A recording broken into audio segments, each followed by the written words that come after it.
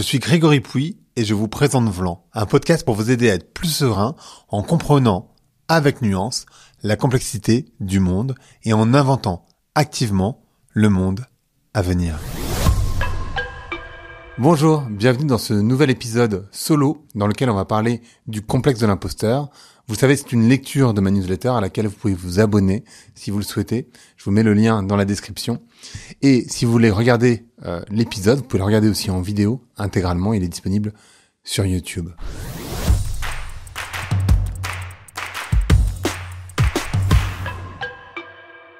Je sais pas le nombre de fois où je me suis pas senti à ma place, où ce qui m'arrivait me semblait en total décalage avec l'image que j'ai de moi-même. Que ce soit dans une rencontre, dans une conférence ou dans une autre situation. J'ai toujours tendance à minimiser ce que je fais. Vous la connaissez vous aussi, cette petite voix, celle qui surgit quand vous recevez des félicitations. Non, mais ils sont juste polis. Celle qui transforme chaque succès en coup de chance. Franchement, j'étais au bon endroit au bon moment, c'est tout. Celle qui vous pousse à travailler jusqu'à l'épuisement pour compenser ce que vous n'êtes soi-disant pas. De mon côté, même s'il m'handicape, d'une certaine manière, j'aime bien mon complexe de l'imposteur. Pas vous ? D'ailleurs, cette voix n'est peut-être pas le reflet de votre incompétence, mais la preuve de votre intelligence. Mais une question plus problématique m'est venue également.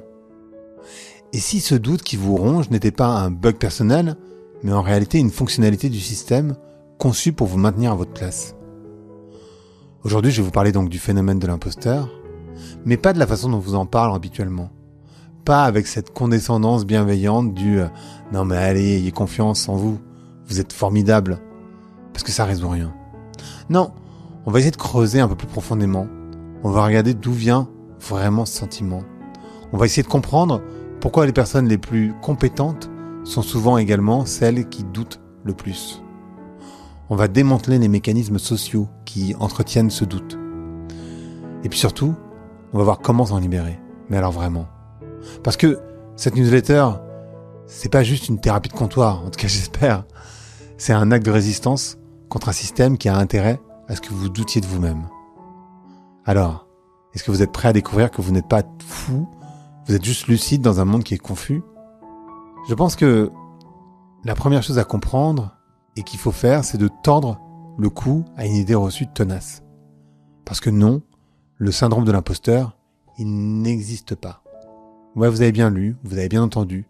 Ce truc dont tout le monde parle, qui a fait l'objet de milliers d'articles, de conférences TEDx, c'est pas un syndrome, c'est pas une maladie, c'est même pas un trouble psychologique.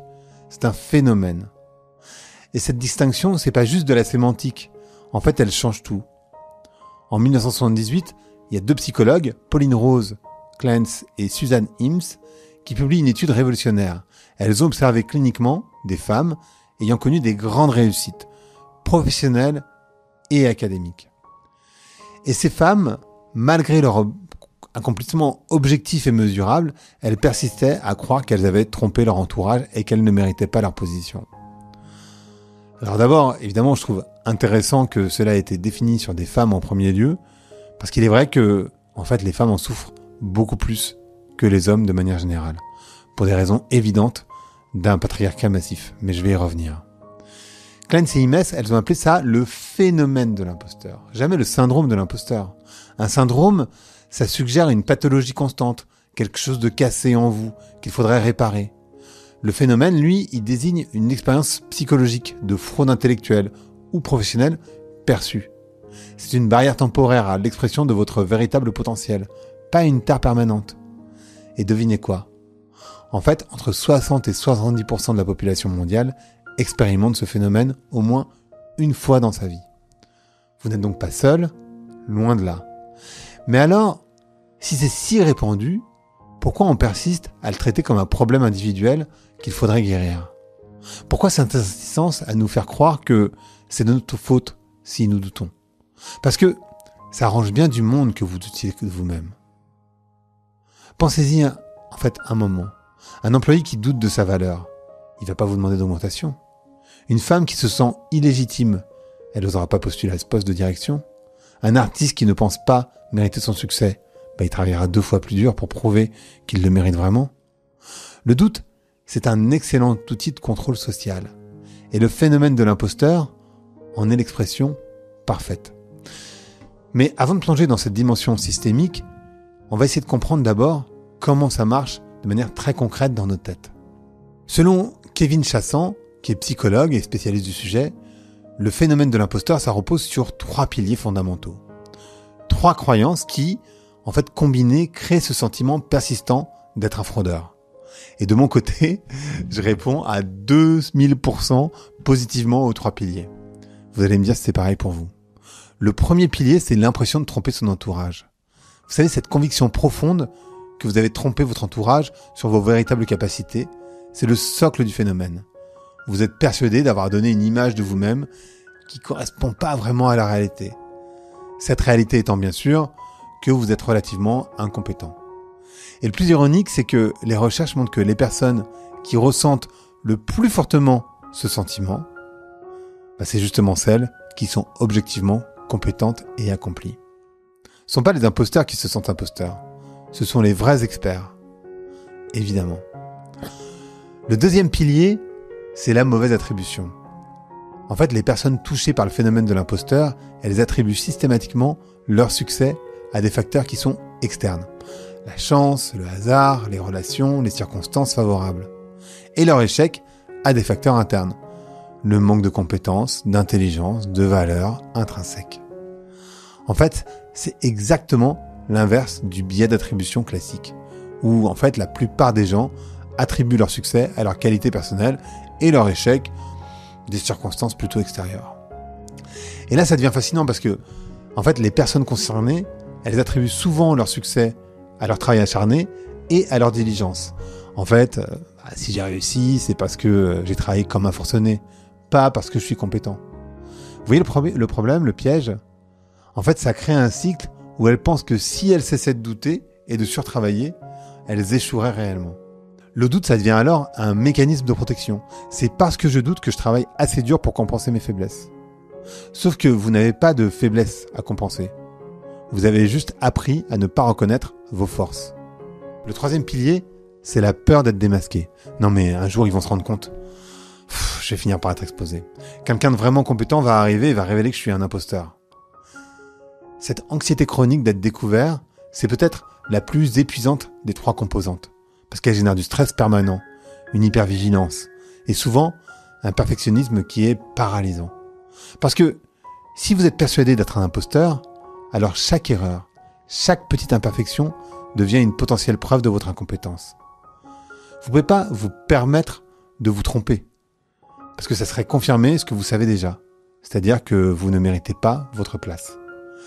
Et le résultat, il est vicieux parce que vous travaillez 2, 3, 10 fois plus que nécessaire. Vous vous perfectionnez au-delà du raisonnable. Vous vous épuisez à maintenir une façade qui, ironiquement, représente probablement vos véritables capacités. Vous n'êtes pas un imposteur déguisé en expert. Vous êtes un expert déguisé en imposteur. Mais alors d'où vient cette croyance si tenace et si irrationnelle ? Pour le comprendre, il faut regarder dans 2 directions. D'abord à l'intérieur de nous-mêmes, évidemment, et aussi dans la direction du monde qui nous entoure. Alors d'abord, on va s'intéresser au moteur interne. Parce qu'en réalité, on va se rendre compte que notre cerveau, il se monte parfois contre nous. En fait, il n'y a pas de nuance dans l'esprit de quelqu'un qui vit le phénomène de l'imposteur. Vous êtes soit compétent, soit une fraude. Soit parfait, soit nul. Soit intelligent, soit un imposteur. En tout cas, quand il s'agit de soi-même. Et cette vision binaire, elle est au cœur du problème. Elle ne laisse aucune place à l'apprentissage, à l'erreur, à la progression. Vous vous imposez des standards d'excellence irréalistes. Et à la moindre déviation de ces standards, ça devient la preuve de votre imposture. Alors, fort heureusement pour moi, en tout cas en ce qui me concerne, je ne suis pas aussi binaire quand je m'observe.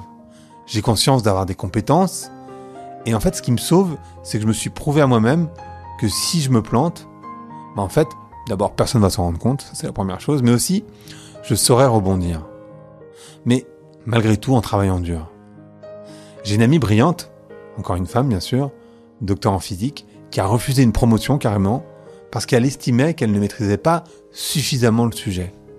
Mais suffisamment selon quels critères ? Les siens bien sûr. Des critères que personne ne lui demandait. mais en fait, qu'elle s'était auto-imposée.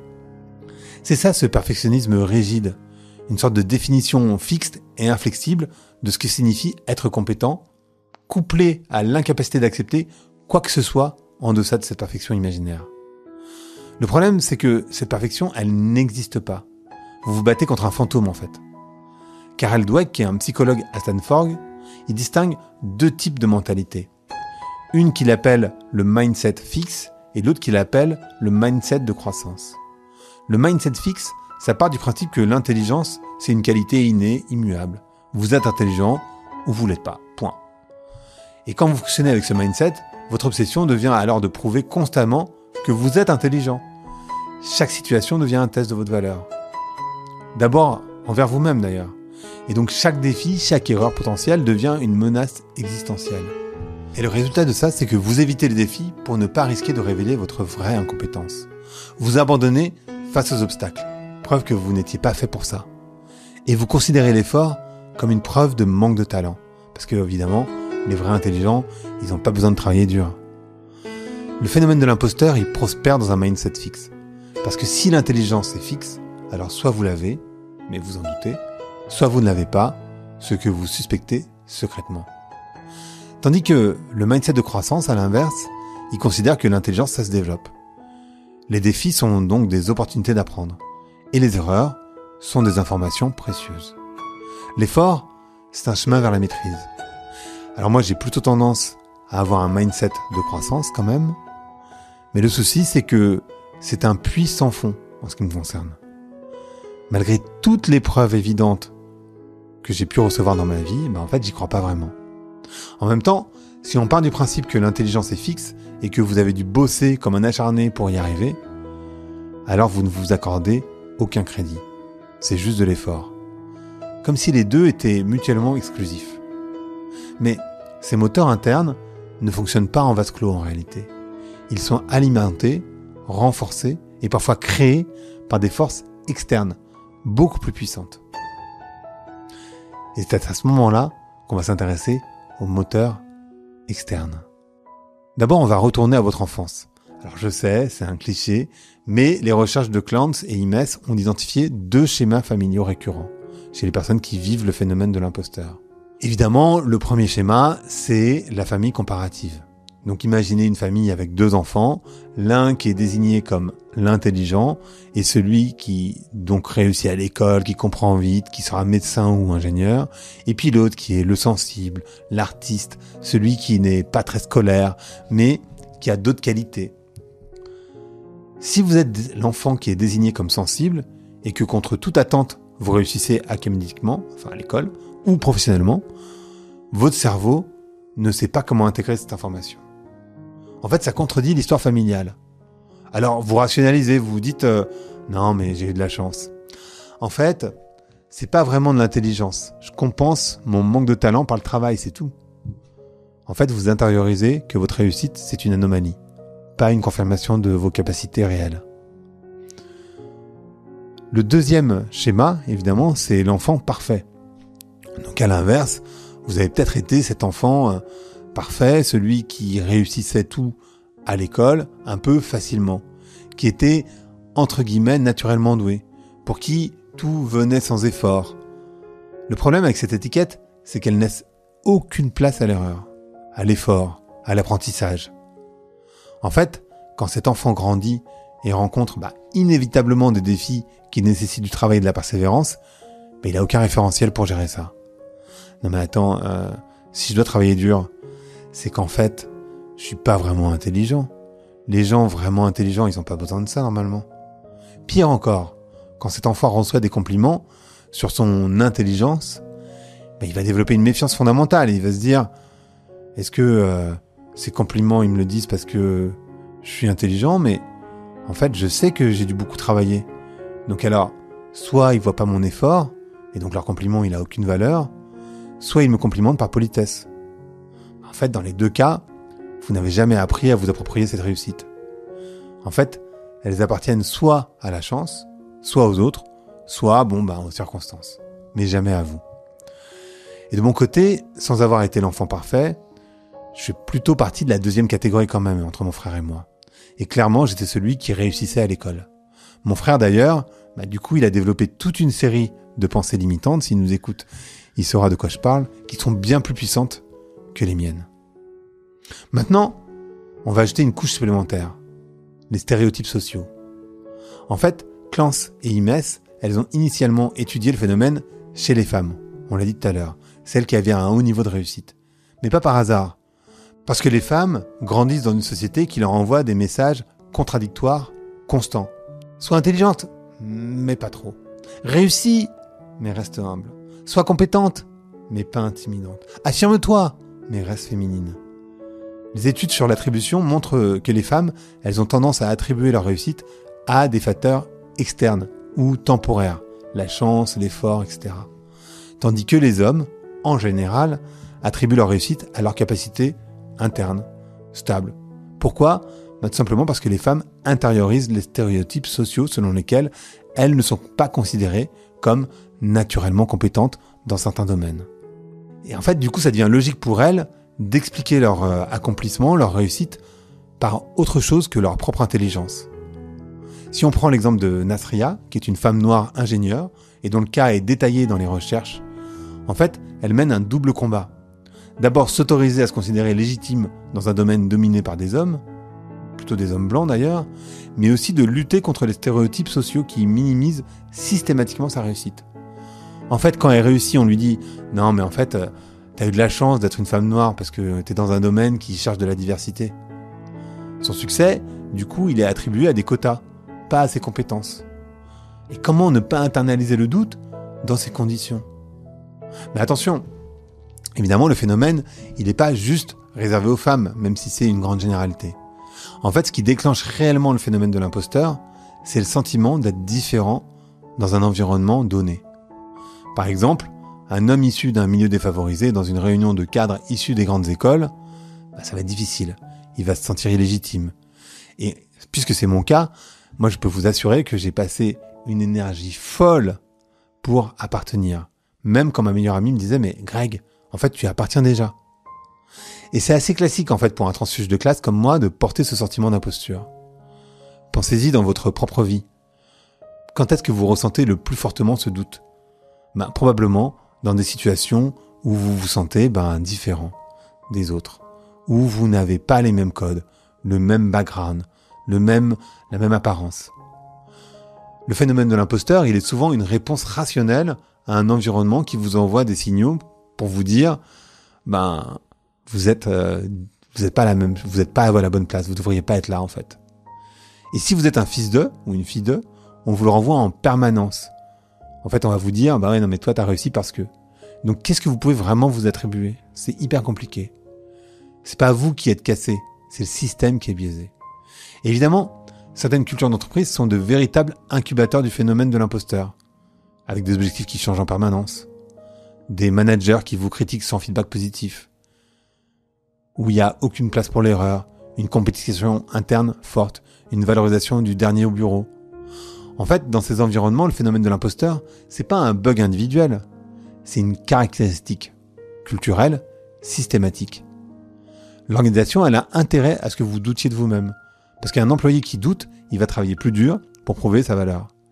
Et en fait, il sera moins enclin à négocier son salaire, il acceptera plus facilement des conditions dégradées, il va partir moins facilement. Le doute, c'est rentable. Pour l'entreprise, bien sûr, pas pour vous. Alors maintenant que nous avons compris d'où vient ce phénomène, on va s'attaquer aux questions qui vous brûlent les lèvres. Est-ce que le doute, c'est un fardeau ou c'est une forme de qualité ? Il existe un phénomène bien documenté en psychologie, qu'on appelle l'effet Dunning-Kruger, que vous connaissez peut-être. En substance, en gros, les personnes incompétentes surestiment massivement leurs compétences, parce qu'elles ne savent pas qu'elles ne savent pas, tandis que les personnes compétentes sous-estiment les leurs, parce qu'elles sont conscientes de l'étendue de ce qu'elles ne savent pas. Et plus vous en savez, plus vous réalisez l'ampleur de ce que vous ignorez. C'est pourquoi, en fait, les vrais experts, en général, ils doutent. Pas parce qu'ils sont moins compétents ou incompétents, mais parce qu'ils sont conscients de la complexité du domaine. En politique, on voit bien comme c'est hyper difficile de contrer un démagogue, par exemple. Un peu comme Trump. Et à l'inverse, les imposteurs véritables, ceux qui sont réellement incompétents, mais prétendent le contraire, ils sont souvent débordants de confiance. Parce qu'ils ne savent même pas assez pour se rendre compte de leur ignorance. Le doute, c'est donc, paradoxalement, un signe d'expertise. Le sentiment d'imposture, quand il n'est pas démesuré, c'est considéré comme un gage d'intelligence et d'humilité. Pensez aux chercheurs, aux scientifiques, aux véritables experts dans leur domaine. En fait, rares sont ceux qui ne doutent jamais, bien sûr, parce que leur expertise leur permet de percevoir les nuances, les complexités, les zones grises. D'ailleurs, toutes les personnes passionnantes que je reçois sur Vlan, en fait, elles sont toujours super accessibles et simples en réalité. Et de mon côté, dès qu'une personne me fait ressentir un sentiment d'infériorité, je me mets à douter de son expertise en réalité. Donc évidemment, le problème n'est pas le doute en soi. Le problème, c'est quand le doute devient paralysant, quand il vous empêche d'agir, de saisir des opportunités, de reconnaître vos accomplissements. Et face à un résultat insuffisant, au lieu de penser « j'y arrive pas », qui est un mindset fixe, preuve d'une incompétence, pensez « j'y arrive pas encore », qui est un mindset de croissance, une étape d'apprentissage. En fait, ce simple mot transforme l'échec d'une impasse en un point sur un chemin. Alors oui, le doute, ça peut être une qualité, bien sûr, mais seulement quand il vous pousse à vous améliorer sans vous paralyser. Parce que, évidemment, le doute sain vous fait grandir, mais le doute pathologique, en fait, ça vous fait disparaître. Et c'est précisément cette frontière que nous devons tous, entre nous, apprendre à naviguer. Alors, comment réagir quand vous vous sentez un imposteur ? Donc, à cette théorie, on va essayer de passer à l'action, d'essayer de passer à la pratique. Si vous êtes arrivé jusqu'ici, c'est probablement parce que ce phénomène résonne en vous. Vous vous êtes reconnu d'une certaine manière dans ces descriptions. Vous avez peut-être même ressenti un certain soulagement. Ah ouais, mais en fait, je suis pas fou. En fait, je suis pas seul. Non, vous n'êtes pas seul. Ça, c'est sûr. Maintenant, que faire avec tout ça ? En fait, les recherches, elles montrent qu'une approche multimodale, c'est-à-dire combinant plusieurs stratégies, c'est la plus efficace. Et clairement, j'ai d'abord fait ces recherches pour moi, mais comme nous sommes dans le même bateau, je vais les partager avec vous, évidemment. Malheureusement, il n'y a pas de pilule magique, il n'y a pas de solution unique, et je sais que tout le monde adore les hacks de productivité, mais souvent, quand même, la réalité, elle est un chouïa plus compliquée et nuancée. Donc je suis désolé pour ça. C'est donc un ensemble de pratiques qui, ensemble, peuvent transformer votre relation au doute. On va les voir ensemble. D'abord, levez le secret. Le phénomène de l'imposteur, pas le complexe du coup, il prospère dans le secret. Tant que vous gardez ce sentiment pour vous, il vous semble unique, isolé, honteux. Vous pensez être le seul à le vivre. Et cette croyance, elle renforce le sentiment que c'est justifié. Si personne d'autre ne le sent comme ça, c'est que les autres sont vraiment compétents et que moi, je suis vraiment un imposteur en fait. Briser ce secret, c'est la première étape fondamentale. Alors, peut-être pas en faisant une newsletter à plus de 10 000 personnes comme moi, mais au moins en parlant à un ami ou un collègue, quelqu'un de proche. Normalement, vous allez découvrir deux choses. D'abord, vous n'êtes pas seul. La personne qui est en face de vous va vous révéler probablement qu'elle ressent exactement la même chose que vous. Et cette découverte, elle est libératrice. Votre secret honteux, il n'est pas si secret, et puis il n'est pas si honteux. Mais aussi en le nommant, vous le dépouillez de son pouvoir. Parce que ce qui reste dans l'ombre, comme le dirait Carl Jung, ça se déforme. Et ça grandit. Ce qui est exposé à la lumière, à l'inverse, ça peut être examiné, questionné, relativisé, quitte à en parler en groupe, tant que, évidemment, les personnes sont bienveillantes, bien sûr. La deuxième chose, c'est de changer les attributions et les rituels. Rappelez-vous, en fait, le cœur du phénomène, il réside dans la mauvaise attribution. Vous attribuez vos succès à des facteurs externes et vos échecs à des facteurs internes. Il est temps de reprogrammer consciemment ce système. Vous avez peut-être développé ce rituel, moi je l'ai fait en tout cas, avant chaque examen, chaque présentation importante, chaque projet majeur, vous vous mettez dans une sorte d'état de stress et de doute. Non mais là en fait, je vais échouer, je suis pas prêt, je suis pas à la hauteur. Et puis, vous travaillez du coup comme un forcené. Vous vous surpréparez, vous vous perfectionnez au-delà du raisonnable. Et quand vous réussissez, votre cerveau, il conclut, tu vois, c'est parce que tu es stressé, parce que tu as travaillé d'arrache-pied, que ça a marché. Si tu l'avais pas fait, t'aurais échoué. Et ce cycle, il doit être brisé. Donc voici l'exercice radical que proposent les thérapeutes auxquels je me suis intéressé. Entraînez-vous consciemment à l'attente positive. Avant votre prochain projet, votre prochain défi, au lieu de prédire l'échec, dites-vous, éventuellement à voix haute si c'est nécessaire, en fait je vais bien faire, j'ai les compétences nécessaires, je suis préparé. Et surtout, vous ne surtravaillez pas, vous vous réparez raisonnablement, normalement, comme le ferait quelqu'un de confiant en ses capacités. Le but, c'est évidemment de réussir sans avoir cet auto-doute chronique, parce que cette réussite sera la preuve que c'était pas votre anxiété qui vous portait, mais vos compétences réelles. Alors je sais, c'est terrifiant, en tout cas pour moi ça l'est, mais peut-être que vous aurez l'impression de sauter sans filet, mais c'est précisément le saut nécessaire pour briser ce cycle. Et puis, adoptez la perspective du « pas encore ». Face à un résultat insuffisant, un défi non relevé, une compétence non maîtrisée, ajustez systématiquement ces deux mots. Pas encore. On passe de « je sais pas coder » à « je sais pas coder encore » ou « je ne suis pas doué pour en parler en public » qui devient « je suis pas doué pour en parler en public encore ». Ce simple ajout transforme un énoncé de mindset fixe. C'est comme ça, c'est ma nature, je suis ainsi. On a un contexte de mindset de croissance. C'est temporaire, je peux apprendre. Et en fait, j'en suis capable, d'ailleurs, je suis en chemin. Et puis enfin, confronter l'inauthenticité. Soyons honnêtes, certains d'entre nous ont développé des stratégies compensatoires pour gérer leur sentiment d'imposture. Comme par exemple, la flatterie intellectuelle.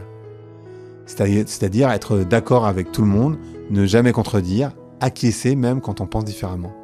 Et moi, je plaide totalement coupable, évidemment, ici, parce que même si je me corrige de plus en plus, vous le savez, j'ai fait cette newsletter en particulier sur les gentils, mais le souci, c'est que de devenir celui ou celle qu'on aime bien, pour compenser le fait qu'on ne se sent pas celui ou celle qu'on respecte, ça fonctionne pas très bien. Je vous renvoie à cette newsletter si vous l'avez pas lu ou si vous l'avez pas écouté.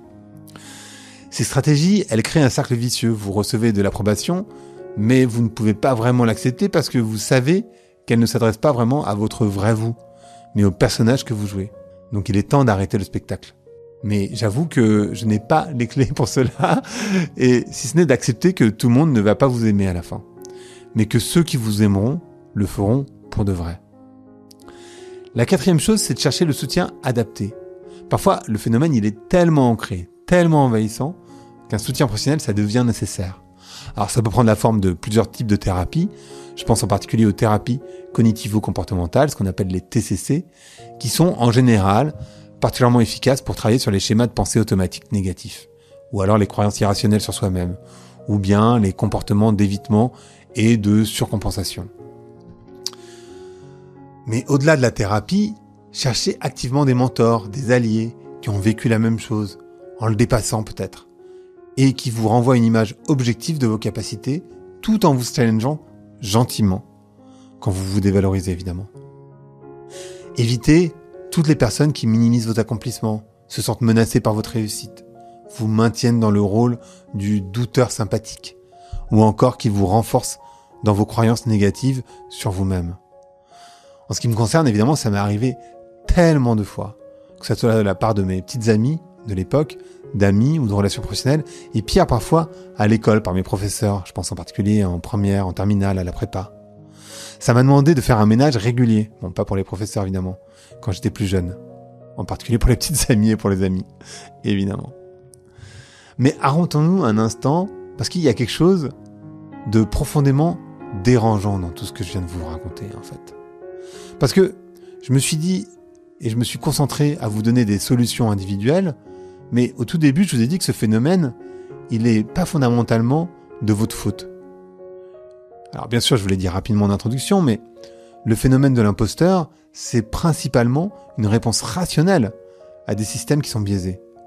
C'est pas vous qui êtes cassé, ce sont les structures sociales, les cultures d'entreprise, les stéréotypes de genre et de classe évidemment, les environnements toxiques qui vous envoient constamment le message que vous ne devriez pas être là.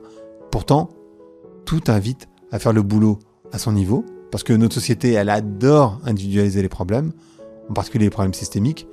Vous êtes pauvre, c'est parce que vous travaillez pas assez. Mais, alors qu'en fait, la réalité, c'est que le système économique, il est structurellement inégalitaire, comme jamais depuis le 19e siècle en ce moment. Vous êtes en burn-out ? Ah bah, c'est parce que vous ne savez pas vous organiser, mon petit ami. Vous savez pas gérer votre stress. Pas parce que votre entreprise exige l'impossible. Vous vous sentez un imposteur? Ah bah, franchement, c'est parce que vous manquez de confiance en vous. Pas du tout parce que le système a intérêt à ce que vous doutiez. Vous voyez le problème? Cette individualisation, c'est une stratégie du maintien du statu quo. Si on vous convainc que c'est votre problème personnel, bah vous passerez votre énergie à vous réparer vous-même, plutôt qu'à remettre en question les structures qui vous oppriment.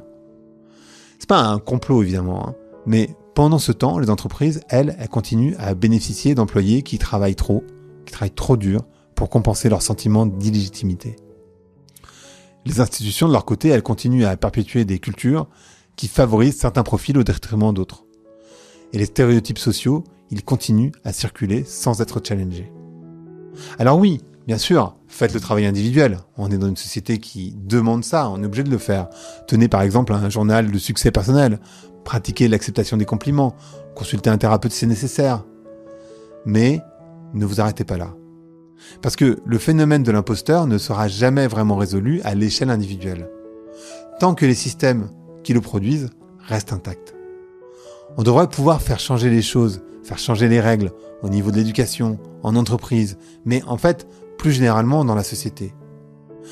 Dans l'éducation en particulier, et je pense à l'IA, il va falloir qu'on en abandonne le système des bonnes notes et qu'on valorise l'effort et la progression. L'esprit critique en somme. Mais aussi, ça serait quand même pas mal de pouvoir montrer des modèles de réussite qui viennent de la diversité, ou encore de former les enseignants à reconnaître leurs propres biais, et d'enseigner la différence entre l'humilité saine et la dévalorisation.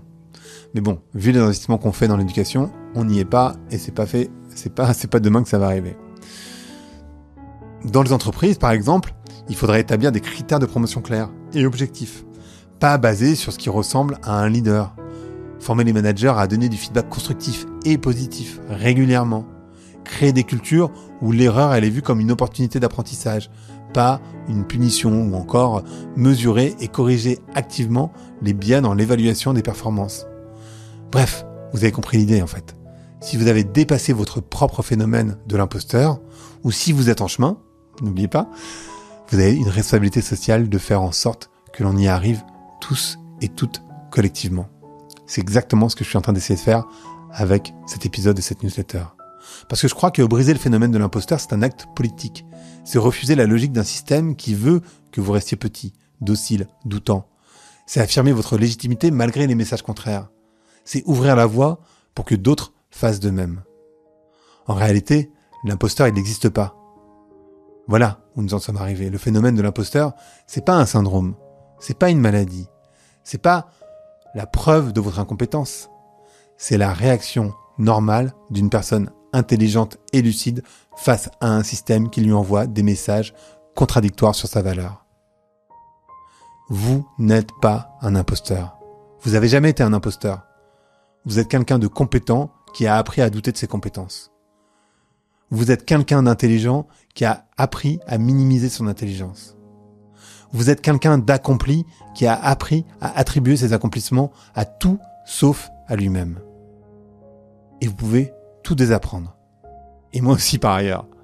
Pas instantanément, pas magiquement, mais progressivement, consciemment, avec du soutien et de la pratique. En comprenant d'où vient le phénomène, en fait ça devient beaucoup plus facile. En reconnaissant les schémas de pensée aussi. Mais principalement en pratiquant de nouvelles attributions, en ancrant concrètement vos réussites, en brisant le secret, en transformant le doute paralysant en curiosité constructive. Et surtout, finalement, en réalisant que ce n'était jamais vraiment une question de vous. C'était une question de système biaisé, qui vous ont fait croire que vous étiez le problème. C'était une question de normes sociales, qui vous ont convaincu que votre différence était une défaillance. C'était une question de culture toxique, qui ont transformé votre excellence en anxiété. Alors aujourd'hui, je vous invite à faire quelque chose peut-être un peu radical. Allez vous regarder dans un miroir. Ouais, vraiment, allez-y, je vous y attends. Et dites-vous à voix haute, je ne suis pas un imposteur, j'ai des compétences réelles, mes accomplissements sont légitimes, je mérite ma place et je vais cesser de m'excuser d'exister. Alors, vous le croirez peut-être pas immédiatement, c'est normal, parce que des années de conditionnement, ça s'efface pas comme ça, en une phrase, mais continuez à le dire, tous les jours, jusqu'à ce que ça devienne aussi automatique que le doute l'était à l'origine. Parce que cette voix qui vous dit que vous êtes un imposteur, elle ment. En fait, elle a toujours menti. Et il est temps de la faire taire. Donc bienvenue dans votre légitimité. Vous y avez toujours appartenu. Et si cette newsletter résonne pour vous, faites-moi un plaisir. Partagez-la avec une personne qui pourrait en avoir besoin. Parce que briser le phénomène de l'imposteur, ça commence par en parler. Et chaque conversation ouverte, c'est un pas vers un monde où personne n'a plus à s'excuser d'être compétent. Et puis, racontez-moi, quel moment de cette newsletter vous a peut-être le plus touché? Quel passage vous a peut-être mis mal à l'aise? Quelle prise de conscience vous avez eue en l'écoutant ou en la lisant? En fait, vos retours, ils sont précieux. Et non, c'est pas de la flatterie intellectuelle, c'est que vos perspectives, elles enrichissent réellement ma compréhension du sujet. Donc je vous dis à très vite pour un prochain épisode solo. Et cessez avec ce phénomène de l'imposteur. À très bientôt. Merci d'avoir écouté Blanc. Si vous avez aimé l'émission, vous pouvez le dire avec des étoiles, 5 de préférence sur iTunes, et le partager avec vos amis ou vos collègues. Je suis Grégory Pouy, vous pouvez me retrouver sur Twitter et LinkedIn sous le pseudo Greg from Paris. N'hésitez pas à me remonter vos remarques, vos questions, mais aussi les invités que vous aimeriez entendre.